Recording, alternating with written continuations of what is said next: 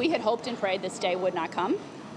Every food bank and every partner agency and every food pantry together cannot make up for a month with no SNAP. We need an end to this federal government shutdown. Tonight, local food banks are feeling the strain as SNAP benefits run out for millions of Americans.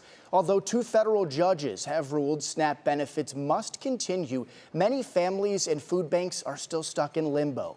If you or anyone that you know needs help, you can scan the QR code on your screen for a list of food pantries in our Northeast Ohio area. The Greater Cleveland Food Bank is ramping up operations in order to help families in need.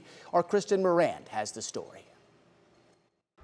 Well, the Greater Cleveland Food Bank saw a 40% increase in demand at its Community Resource Center last week. That's before SNAP funding lapsed, and now those efforts to help are ramping up.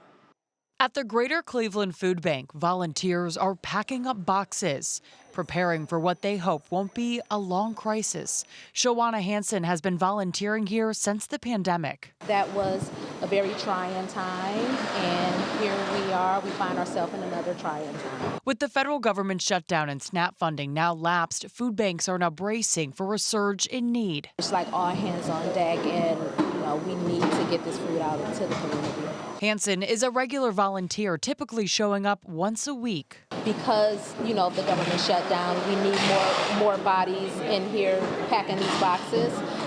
I decided to come on Saturday, so for the next 3 weeks, I'll be here 3 times a week. She's joined by dozens of other volunteers, including high school students, all working to pack 2,000 disaster boxes in a single day, each one filled with staple items to help families stretch their meals. That is just the start. Greater Cleveland Food Bank President and CEO Kristen Warzoka says they've activated their internal disaster plan, a move they haven't had to make since COVID.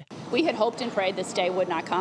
She says November is already one of the busiest months for the food bank, and now they're preparing for something far bigger. Every food bank and every partner agency and every food pantry together cannot make up for a month with no SNAP. We need an end to this federal government shutdown. On Friday, 2 judges ruled that the Trump administration must continue to fund SNAP, ordering the government to use its emergency reserves to backfill SNAP benefits.